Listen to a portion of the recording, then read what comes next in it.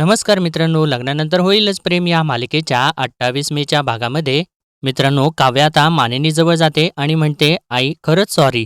तर तेव्हा मानिनी तर रागाला आलेली असते आणि ती म्हणते, आपण आता या विषयावरती पार्थ आला ना की मगच बोलू. आणि तिने असं म्हटल्यानंतर आता सगळ्यांना धक्का तर बसतोच.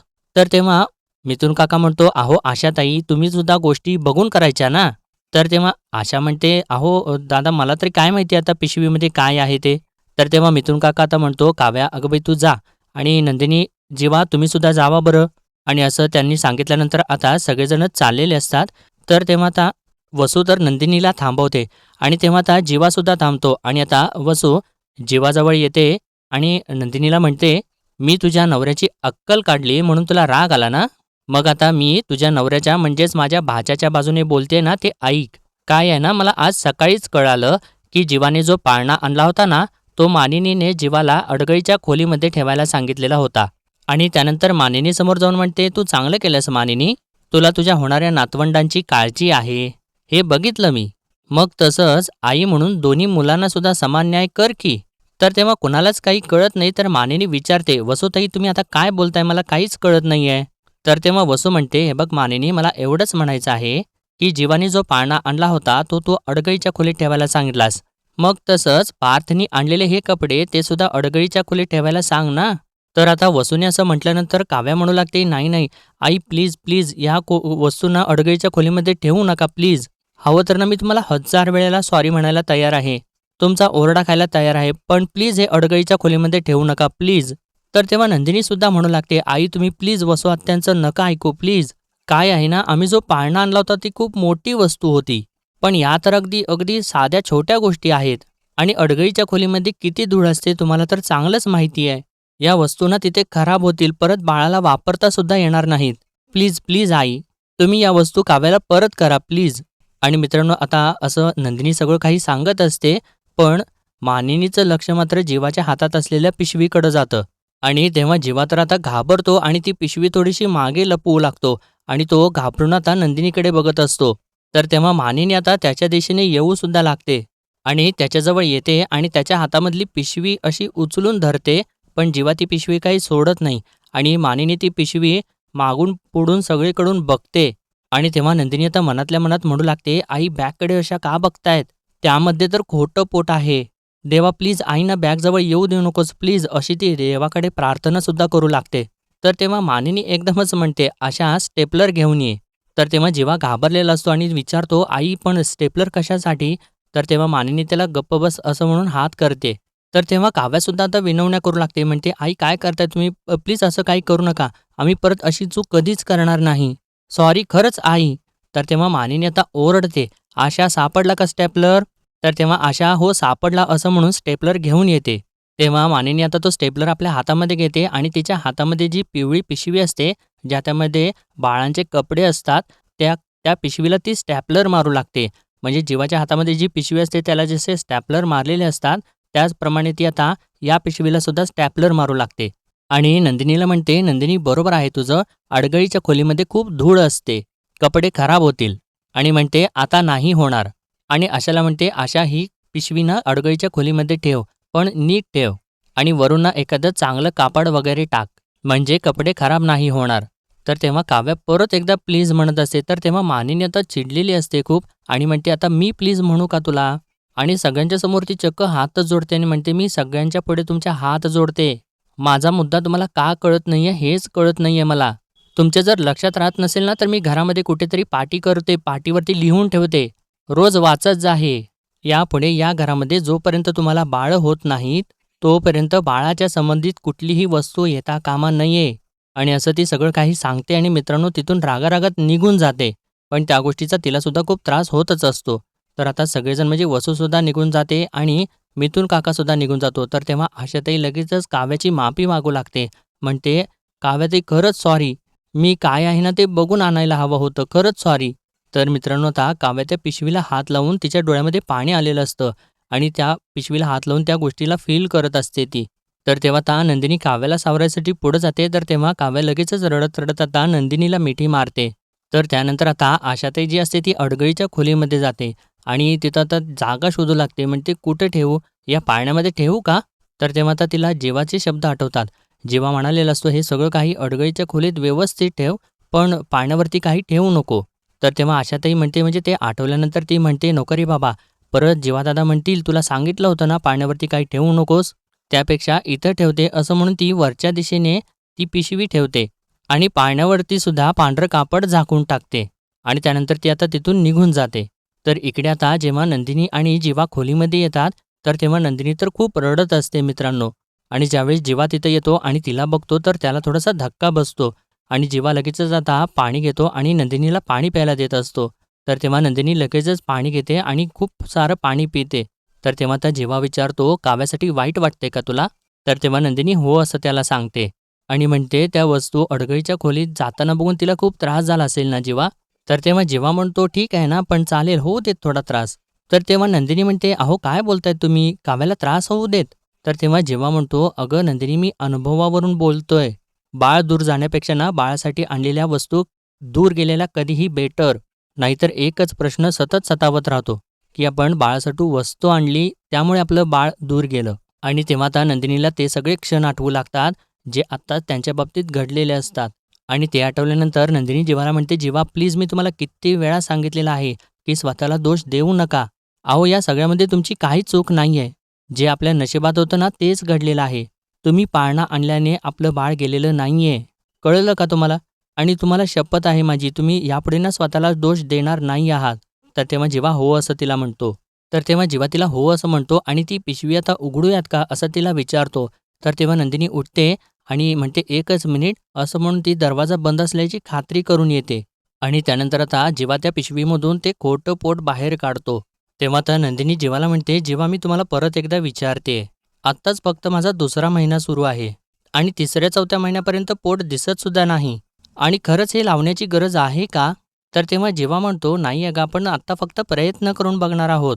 हे लावून तुला नीट वावरता येतंय का नाही?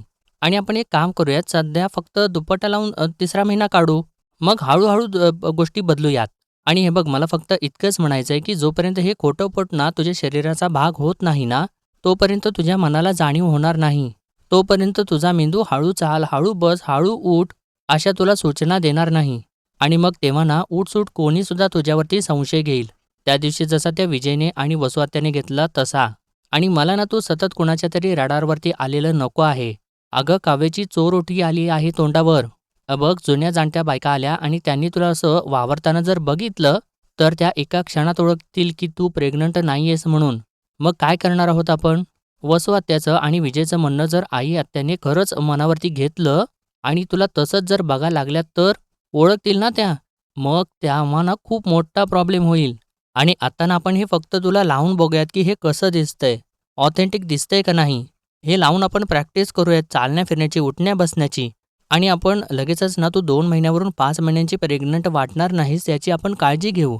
असं त्यांना समजावून सांगितल्यानंतर आता नंदिनी ठीक आहे असं म्हणते आणि म्हणते, "मी ट्राय करून बघते." असं म्हणून ती उठते आणि ते खोटं पोट असतं ते ट्राय करायसाठी आतमध्ये जाते. तर तेव्हा इकडे वसूने आता ते विजयला येऊन सगळं सांगितलेलं असतं. तिने आता जे काही खाली केलेलं असतं. तर तेव्हा विजय म्हणतो, "वाह, वाह, वाह! आई खरंच इंटरेस्टिंग. काव्याची तर फिल्डिंगच लावलीत तुम्ही आज."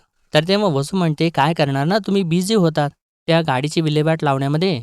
आणि विचारते, "मला सांगा कुठे टाकली ती गाडी?" तर तेव्हा विजय म्हणतो, "कुठली गाडी?" तर तेव्हा वसू म्हणते, "असं काय करताय तुम्ही जावई बापू? ज्या गाडीने तुम्ही नंदिनीला उडवलंत, ती गाडी कुठे टाकलीत?" तर तेव्हा विजय म्हणतो, "मी नंदिनीला उडवलं? अहो आई, तुम्ही काय बोलताय ना, खरंच मला काही कळत नाहीये." आणि असं त्याने म्हटल्यानंतर वसू तर आता मोठमोठ्याने हसूच लागते आणि म्हणते, "आलं, माझ्या सगळं काही लक्षात आलं." आणि म्हणते, "आता तुम्हीच कुठल्याच गाडीने नंदिनीला उडवलंच नाही. मग मी तुम्हाला कुठल्या गाडीबद्दल विचारायचं नाही का?" असं म्हटल्यानंतर आता विजयसुद्धा हसू लागतो आणि इतक्यातच आशा तिथं येते. तर तेव्हा वसू तिला विचारते, "काय गं, तू काय करते का इकडे?" तर तेव्हा विजय म्हणतो, "तू काय माझ्या खोलीत काय बाळाच्या वस्तू सापडतायत काय ते शोधायला आलीस का?"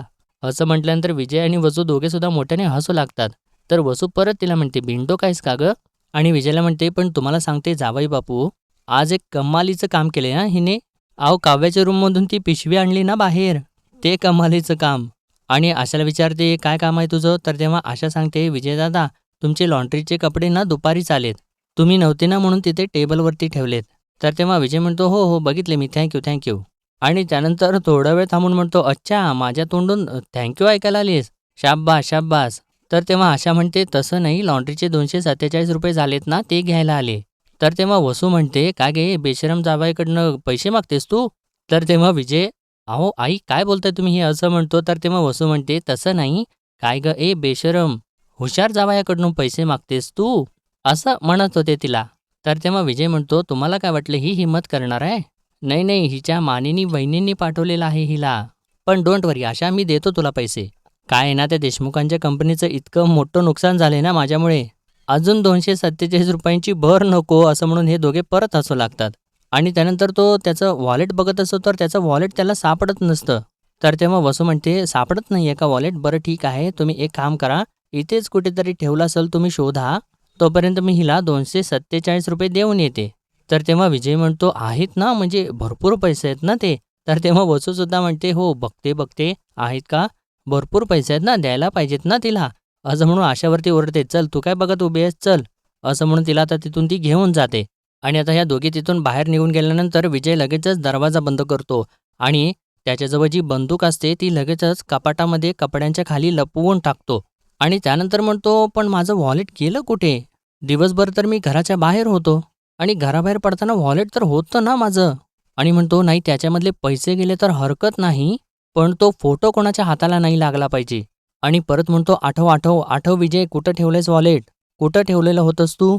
आणि त्यावेळेस तो आता जे काही म्हणजे त्यानं बाहेर जाऊन जे काही केलेलं असतं, ते एकदम घटनाक्रमाप्रमाणे आठवू लागतो आणि म्हणतो, "ती बिनडोक बाई भेटली होती मला पार्कमध्ये.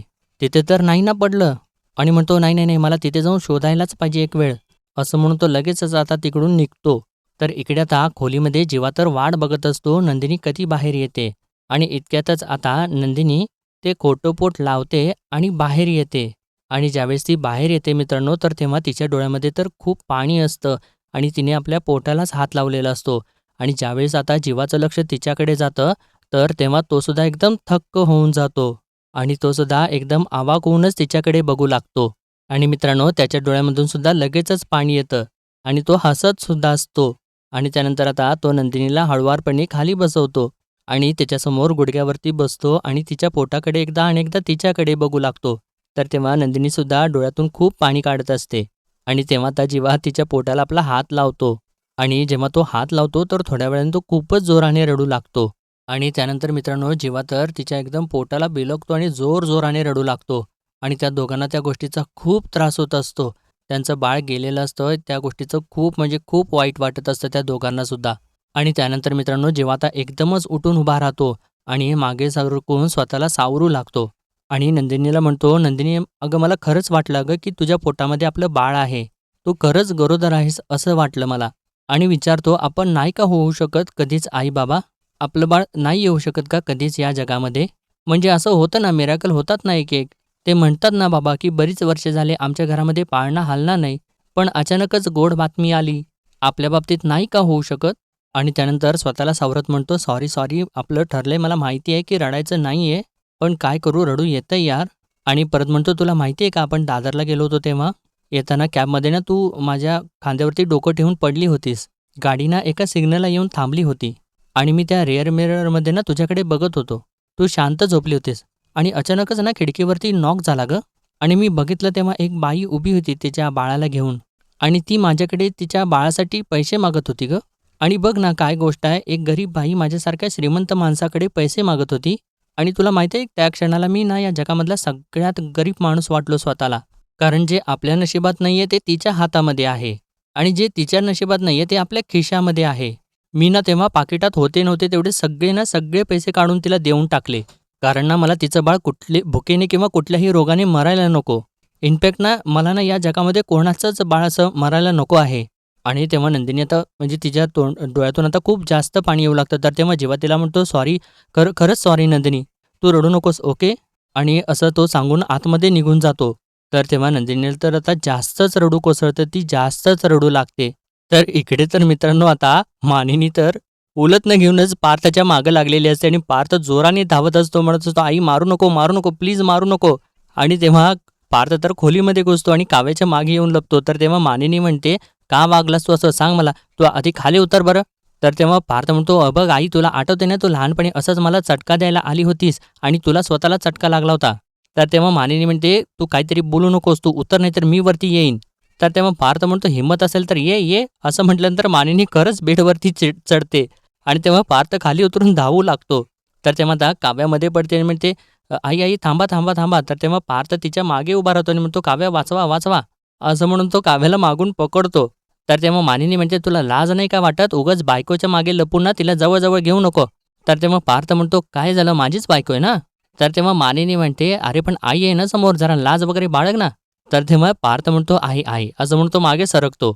तर तेव्हा काव्या म्हणते, "आई चपाती तव्यावरती असेल ना, द्या उलटून येते." असं म्हणून ते उलट न घेते आणि हळूच तिथून निघून जाते. तर तेव्हा पार्थ म्हणतो, "अरे बाबा, बाबा काय जमाना आलाय, पोराच्या मागे ती तलवार घेतल्यासारखं उलटणं घेऊन आलती. सोनीने मागितलं, लगेच दिलं." तर तेव्हा पार्थला आता ती फटक्यावरती फटके मारू लागते आणि त्याचा कान पकडून म्हणते, "मला शहाणपणा शिकवतोस? तू मला आधी सांग, मी जेव्हा जीवाने पाळणा घरी आणला हे तुला सांगत होते, तेव्हा गरीब गाईसारखं सगळं काही ऐकून घेतलंस. तेव्हाच का नाही सांगितलंस मला, की मी पण जीवाचा मोठा भाऊ आहे. मी सुद्धा बाळाच्या गोष्टी आधीच आणून ठेवल्या आहेत आणि तू जर मगाशी माझ्या कचाट्यात सापडला असतास ना, तर तूच ओरडा काढला असतास." तर तेव्हा पार्थ विचारतो, "मग तू कोणाला ओरडलीस?" तर तेव्हा मानिनी सांगते, "मी काव्याला ओरडले. बिचारी तुझी बायको तुझी चूक स्वतःच्या डोक्यावरती घेत होती. पण मला बिल सापडलं त्यामुळे मला खरं काय ते कळलं, की ते तूच आणलंय सगळं." असं म्हणून त्याला अजून एक फटका मारते. तर तेव्हा पार्थ म्हणतो, बिल सापडलं? पण तू बघितलंस का माझा आरोप स्वतःवरती घेत होतो. चांगली आहे की नाही माझी बायको?" तर तेव्हा मानिनी म्हणते, "काहीतरी उगीच विषय बदलू नको." असं म्हणून परत त्याला फटके मारते. इतक्यातच काव्या परत येते आणि ती उलथनं घेऊनच आलेली असते आणि म्हणते, "झालंय चपात्या, गॅस बंद केलाय, आणखी काय करायचंय का मी?" तर तेव्हा पार्थ लगेचच तिच्या मागे जातो आणि म्हणतो, तुला म्हटलं ना माझी बायको खूप छान आहे." तर तेव्हा मानिनी तर थोडीशी सॉफ्ट झालेली असते आणि म्हणते, "नाही गं, आणखीन काही नाही आहे करायचं."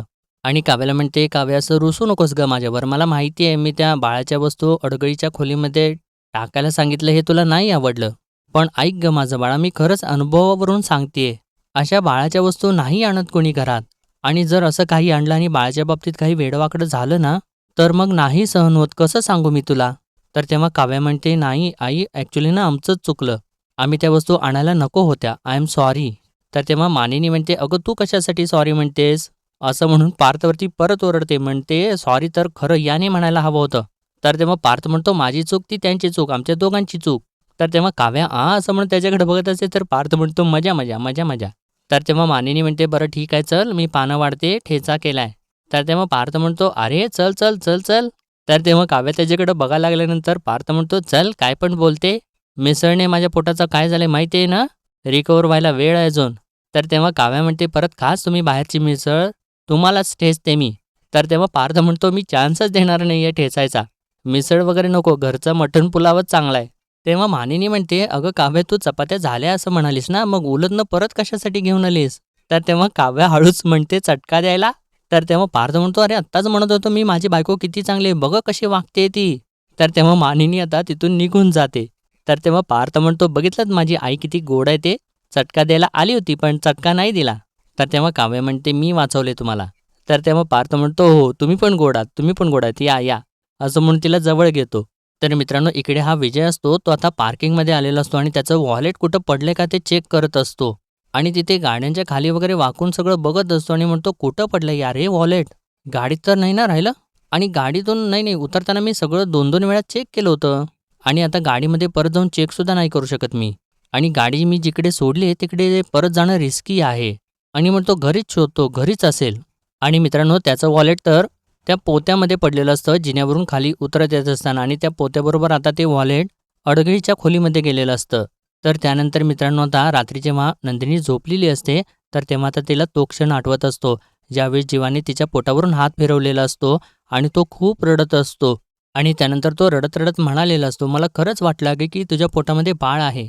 आपण नाही का होऊ शकत गं कधीच आई-बाबा? आपलं बाळ नाही येऊ शकत का या जगात कधीच?" आणि ते आठवल्यानंतर नंदिनी आता एकदम धक्क्याने उठून बसते आणि ज्यावेळेस ती बाजूला बघते तर तेव्हा जीवा तर तिथे नसतोच आणि त्यावेळेस जीवा आता हळूच खोलीमध्ये परत येत असतो आणि नंदिनीला त्याची सावली दिसते आणि तेव्हा नंदिनी लगेचच परत झोपायचं नाटक करते आणि जीवा तर हळूच आतमध्ये येतो आणि हळूच दरवाजा बंद करतो आणि त्याला वाटतं की नंदिनी झोपलेली आहे. त्यामुळे तो हळूच येतो आणि हळूच येऊन आपल्या जागेवरती बसतो आणि परत नंदिनी झोपली आहे का नाही याची खात्री करत असतो आणि आपले डोळेसुद्धा पुसत असतो आणि त्यानंतर तो झोपी जातो. आणि ज्यावेळेस तो झोपतो तर तेव्हा नंदिनी आपले डोळे उघडते आणि ती उठून बसते आणि जीवाकडे बघून ती मनातल्या मनात म्हणते, "जीवा कुठे गेले होते इतक्या रात्रीत?" आणि म्हणते, "रडून आलेत का? 2 वाजलेत आता. रात्री 2 वाजता जीवा जातात कुठे?" आणि त्यावेळेस आता तिला तो क्षणसुद्धा आठवतो ज्यावेळेस याच्या अगोदरसुद्धा असंच एकदा जीवा खोलीमध्ये नसतो आणि तिला जाग आलेली असते आणि तेव्हासुद्धा 2च वाजलेले असतात आणि त्यावेळेस आता नंदिनी जीवाचे पाय बघते तर तेव्हासुद्धा आता त्याचे पाय काळेच झालेले असतात. तर नंदिनी म्हणते, "याआधीसुद्धा जीवांच्या पायाला धूळ होती आणि आतासुद्धा धूळ आहे." आणि ती म्हणते, "जीवा नक्की जातायत कुठे? आणि हे जे काही आहे ना ते मी उद्या शोधूनच काढणार." असं ती बोलत असते आणि मित्रांनो आजचा भाग इथेच संपतो आणि पुढील भागामध्ये आपण पाहणार आहोत मिथुन काका आता नंदिनीला सांगत असतो, "आपला तो नेहमीचा मेडिकलवाला आहे ना, त्याच्याकडे गेलो होतो आणि वरच्या मजल्यावरती ना तो आमचा क्लास आहे. तिथं ना आपला जीवा आहे ना तो जिमची बॅग घेऊन उभा होता." आणि असं त्यानं सांगितल्यानंतर आता नंदिनीला तर त्या गोष्टीचं आश्चर्यच वाटतं. तर इकडे मित्रांनो आता दिव्या जी असते ती पार्थला म्हणते, "तुम्ही भरवाल का सर मला हा केक?" तर तेव्हा पार्थ हो असं म्हणतो आणि चक्क तो दिव्याला तो केक भरवतो. आणि ज्यावेळेस तो तिला केक भरवत असतो तर तेव्हाच काव्या तिथं येते आणि ते सगळं काही बघून ती टाळ्या वाजवू लागते. आणि काव्याला बघितल्यानंतर पार्थ आणि दिव्याला तर धक्काच बसतो. आणि इकडे मित्रांनो आता मिथुन काकाने सांगितल्यानंतर नंदिनी आता जीवाचा पाठलाग करत त्याच्यापर्यंत पोहोचते आणि आडोशाला उभारून त्याच्याकडे बघत असते तर तेव्हा जीवा आपल्या तोंडाला पाणी लावत असतो. तर नंदिनी म्हणते, "मला वाटतं ही काहीतरी लपवत आहेत, पण का लपवत आहेत ते?" आणि मित्रांनो आता नंदिनी बरोबर छडा लावते की जीवा नक्की तिच्यापासून काय लपवत असतो. तर मित्रांनो आजच्या पुरतं एवढंच आणि भेटूया परत उद्याच्या भागामध्ये. तोपर्यंत आपल्या व्हिडिओला लाईक, शेअर आणि सबस्क्राईब नक्कीच करा. धन्यवाद.